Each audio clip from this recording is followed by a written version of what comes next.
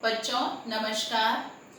आज मैं फिर एक अपने नए वीडियो के साथ आपके सामने उपस्थित हूँ। आज जो मैंने विषय लिया है वो है चोल साम्राज्य।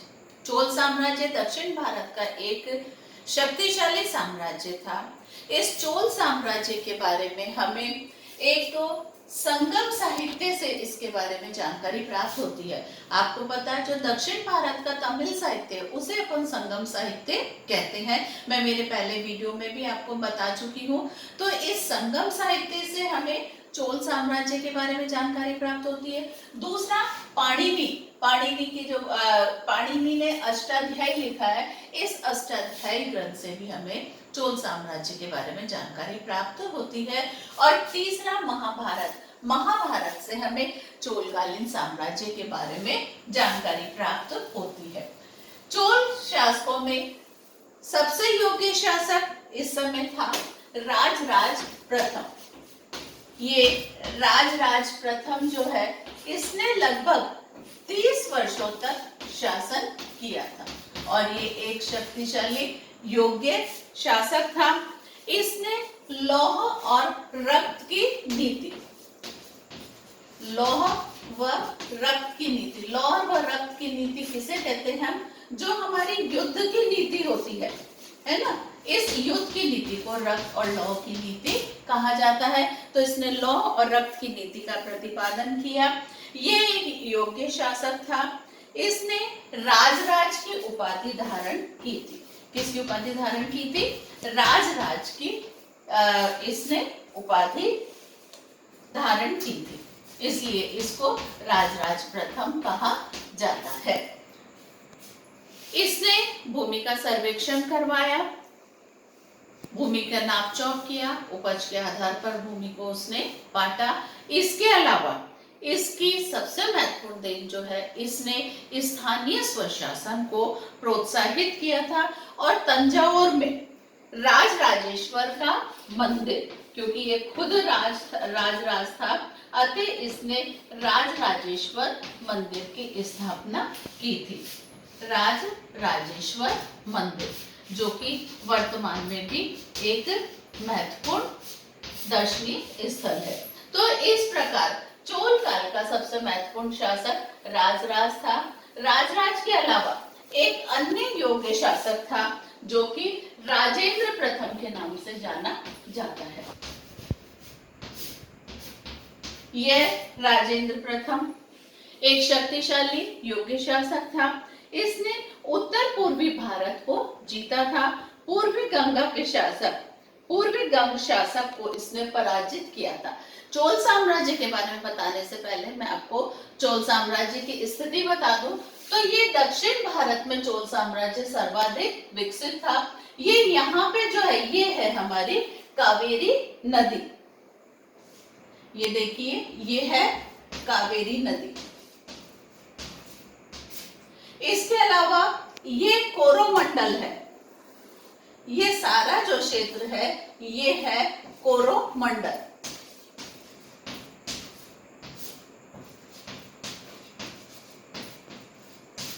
यहीं पे है जो त्रिचुनापल्ली,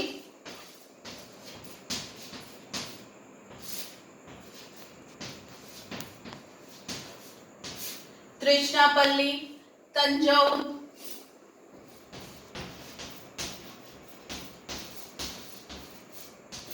है ना। ये सारे जो है चोल साम्राज्य के प्रमुख केंद्र थे। ये यहाँ पे अपने आ जाती है बंगाल की खाड़ी।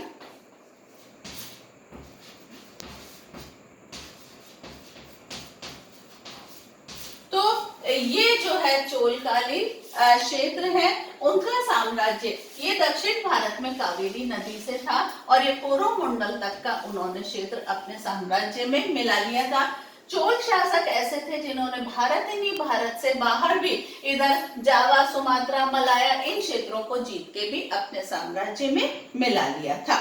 तो इस प्रकार राजेंद्र प्रथम इसने गंगा घाटी के क्षेत्र को जीता। वहां के सफल अभियान के पश्चात इसने जो है एक उपाधि धारण की, गंगईकोंड चोल की इसने उपाधि धारण की थी। गंगईकोंड चोल।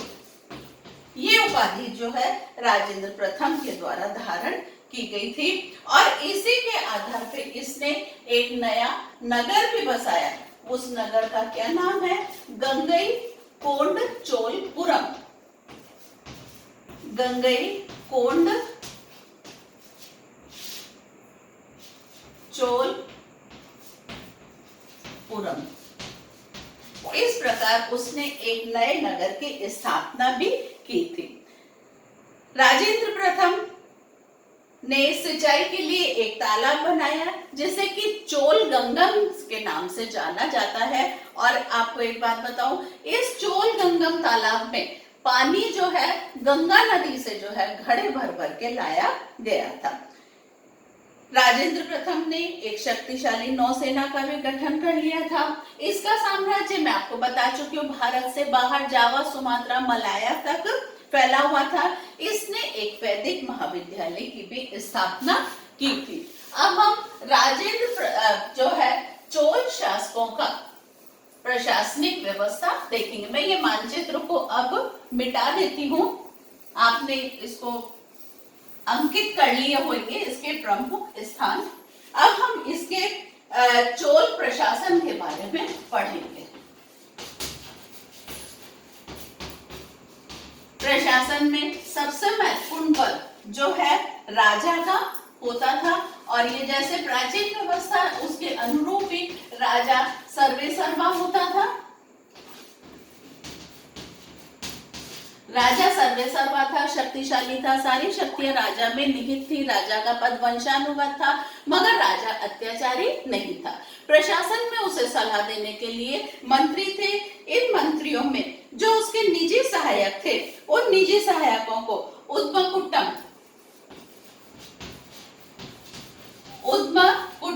कहा जाता था। जो उसके उच्च स्तरीय सहायक थे उन्हें पेरुंद कहा जाता था और जो निजी सहायक पेरुंदनम कहा जाता था और जो उसके निजी सहायक थे उन्हें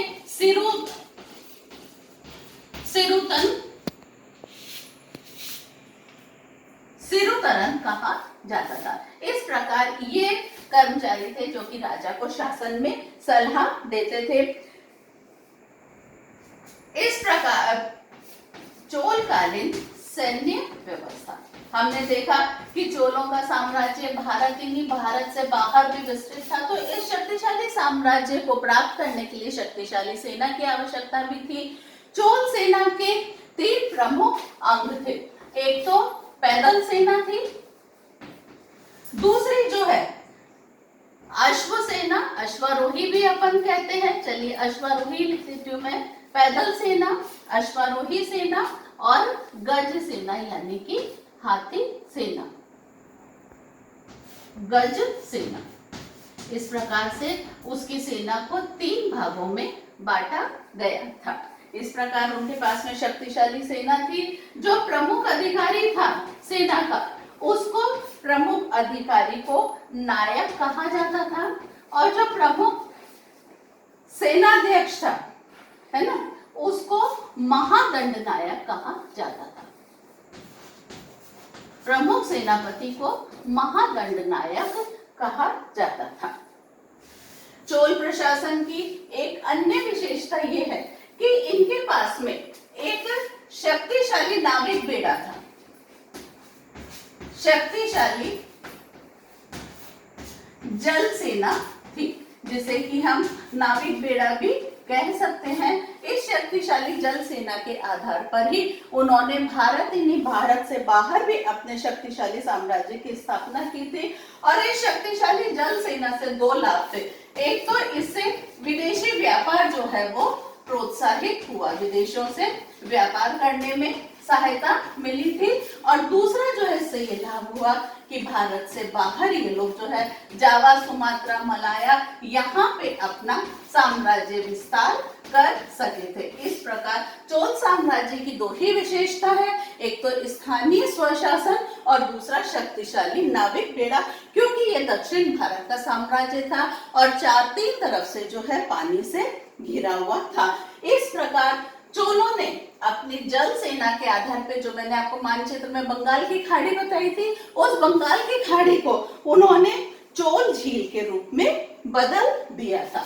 चोलों का अब हम पढ़ेंगे प्रांतीय शासन। साम्राज्य को शासन की सुविधा की दृष्टि से कई सारे प्रांतों में विभक्त किया हुआ था।